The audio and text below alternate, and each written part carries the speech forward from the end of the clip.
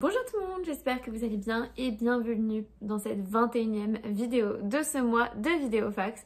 Et vous l'avez vu aujourd'hui, on va parler de deux séries. On va parler de The Fosters et Good Trouble. Et à la base, je voulais faire deux vidéos différentes, une pour The Fosters et une pour Good Trouble. Mais au final, j'ai pas réussi à trouver assez de facts sur les deux pour faire une vidéo différente. Du coup, j'ai tout réuni ensemble. Et en vrai, vu que l'un est un spin-off de l'autre, je me suis dit que ça le ferait. Donc, let's go! Jennifer Lopez était la productrice exécutive de la série The Fosters et c'est vrai que ce fact ça m'a vraiment beaucoup fait penser à Margot Robbie dans Dollface puisqu'elle était la productrice exécutive, mais aussi à Salma Hayek dans Ugly Betty. Sauf que contrairement à ces deux actrices, Jennifer Lopez elle a jamais fait d'apparition sur The Fosters. Et ça je savais pas et je trouve ça adorable, mais en fait la série elle a été inspirée par le couple de Cam et Mitch dans la série Modern Family. Le but c'était de montrer un couple homosexuel qui cherchait à adopter des enfants. Un fact qui ressemble beaucoup à celui dont j'avais parlé dans ma vidéo sur Lucifer, mais il y a un groupe radicaliste qui s'est réuni et ce groupe il s'appelait 1 Million Moms. Il a voulu arrêter la production et la diffusion de cette série, mais heureusement le groupe n'a pas gagné et donc la série a vu le jour.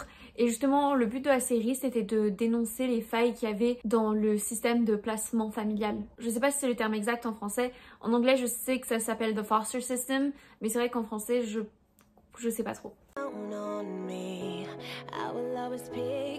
Je sais pas si vous le savez, mais beaucoup des acteurs de la série viennent du monde de Disney. Comme beaucoup de jeunes stars, souvent ils ont commencé par Disney. Et donc là, on a Maya Mitchell qui a joué dans les Teen Beach Movie. On a Sierra Ramirez qui a eu un petit rôle dans La vie de Paris de Zack et Cody. Il y a Jake T. Austin qui avait un des rôles principaux dans la série Les Sorciers de Waverly Place. Et il y a Noah Centineo aussi, que maintenant vous connaissez beaucoup pour les films To All the Boys, mais il a aussi été sur Disney Channel dans la série Austin and Ally. Et d'ailleurs, parmi certaines de ces séries, je vais faire des vidéos fax dessus. Donc stay tuned, activez la petite cloche si vous voulez pas louper ces vidéos. Petit fact que je trouve trop mignon, Maya Mitchell et Sierra Ramirez, avant de commencer le tournage et avant même de commencer le table read, c'est quand du coup tout le monde lit le script autour d'une table juste pour voir comment ça rend. Et avant de faire ça, les deux actrices elles se sont réunies pour aller boire un café, pour apprendre à se connaître, pour que du coup leur connexion soit un peu plus réelle. Et quand on voit comment elles sont restées proches même encore aujourd'hui, on se dit que ça c'était vraiment le début d'une très belle amitié. Lorsque David il avait auditionné pour le rôle de Brandon, il n'avait pas confirmé s'il savait jouer du piano, mais en vrai, même s'il savait pas jouer, il avait eu le rôle. Mais heureusement, il s'avère qu'il savait jouer le piano. Et d'ailleurs, Noah Centineo, il avait auditionné pour le rôle de Brandon, mais on sait qu'il l'a pas eu. Par contre, son audition a dû tellement marquer que du coup quand Jake T. Austin il a quitté la série, ils ont tout de suite pensé à Noah pour le remplacer, pour jouer le rôle de Jesus. Et d'ailleurs, Jake il avait quitté la série parce qu'à l'époque il avait des problèmes d'addiction et à l'époque, ils avaient dit qu'ils quittaient la série pour se concentrer sur des nouveaux projets. C'est souvent l'excuse bateau que tous les acteurs utilisent quand ils veulent quitter une série, mais en tout cas dans le cas de Jake, c'était beaucoup plus profond que ça. Ça arrive souvent que les écrivains ils aient une idée en tête au tout début d'une série et puis au final au fur et à mesure ils changent. Et là c'était le cas en ce qui concerne le personnage de Jude qui devait à la base être un personnage transgenre.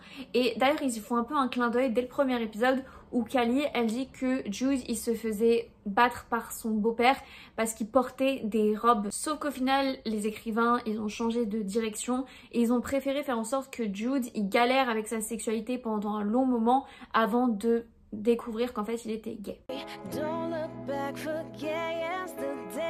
L'actrice Sherry Shum qui a aussi joué dans Lock and Key, elle est tombée enceinte au moment du tournage, comme ça arrive beaucoup, on en a déjà parlé plein de fois sur cette chaîne, sauf que là ça tombait parfaitement bien avec la storyline, donc c'est pour ça qu'ils l'ont inclus et que ça n'a pas posé problème. Et donc ça m'a vraiment beaucoup fait penser à un de mes facts dans la série Les Frères Scott ou même Melrose Place. On aime bien quand ça tombe bien ou quand les écrivains ils arrivent à écrire ça dans l'histoire. Donc Donc il y a en effet eu un spin-off en 2019 qui s'appelle Good Trouble et qui était concentré sur Mariana et Callie. Elles déménagent à LA et elles emménagent dans une genre de grosse colocation, mais vraiment très grosse colocation. Et du coup on découvre plein de nouveaux personnages super intéressants. Mais les personnages emblématiques de The Fosters refont leur apparition assez souvent quand même. Pas tous, mais tous au moins une fois en tout cas. Pour ceux qui ont regardé les deux séries, The Fosters, ça se termine exactement de la même manière que Good Trouble commence. Et moi, je croyais que c'était juste qu'ils avaient repris les mêmes scènes, mais en fait non, ils ont retourné les mêmes scènes de la fin de The Fosters pour le début de Good Trouble. Et franchement, ils ont fait un super boulot parce que moi, j'étais vraiment persuadée que c'était les mêmes scènes.